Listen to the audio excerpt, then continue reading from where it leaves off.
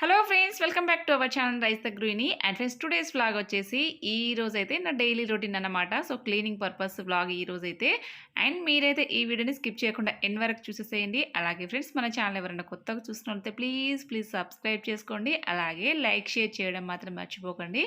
ఇంకెందుకు ఆలస్యం, ఈ వీడియోని అయితే స్కిప్ చేయకుండా ఎండ్ వరకు అయితే చూసేసేయండి.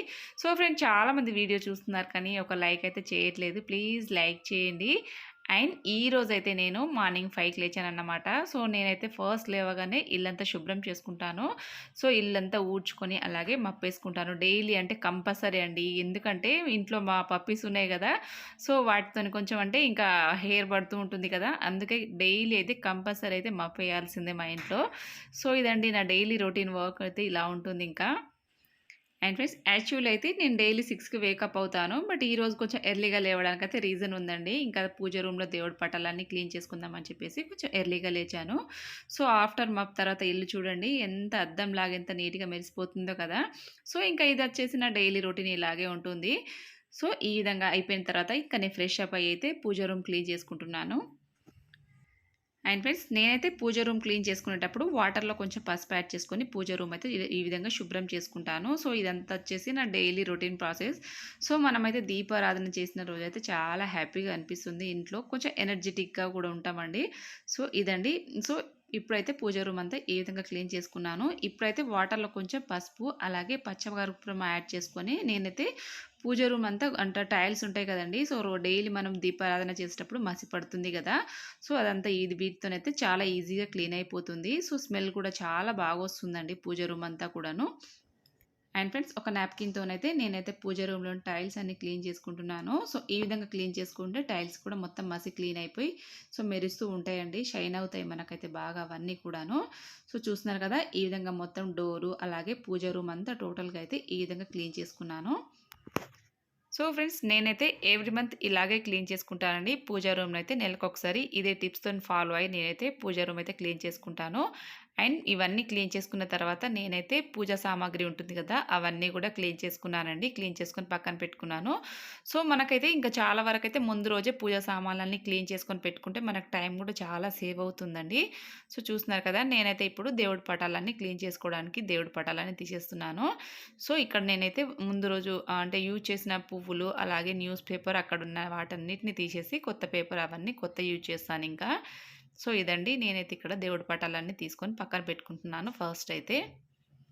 అండ్ ఫ్రెండ్స్, మనం ముందు రోజు పూజకి యూజ్ చేసిన ఫ్లవర్సు అలాగే అగరబత్తుల పౌడర్ అవన్నీ ఉంటుంది కదా, సో వాటినైతే ఎక్కడ పడితే అక్కడ పడేయకుండా సో మొక్కలు ఉంటాయి కదండి, మొక్కల మొదల్లో వేస్తే మనకు కొంచెం పుణ్యం దక్కుతుంది. తొక్కల్లో ఎక్కడ పడితే అక్కడైతే పడేయకూడదు. సో ఈ విధంగా అయితే న్యూస్ పేపర్ అంతా తీసుకొని పక్కన పెట్టుకున్నాను. అండ్ ఇప్పుడైతే ఒక పొడి క్లాత్ తీసుకొని నేనైతే మొత్తం క్లీన్ చేసుకుంటున్నాను. సో ఈ విధంగా మొత్తం క్లీన్ చేసుకున్న తర్వాత ఇప్పుడైతే ఒక తడి క్లాత్ తీసుకొని సో సెల్ఫ్ అంతా అయితే ఈ విధంగా క్లీన్ చేసుకుంటున్నానండి.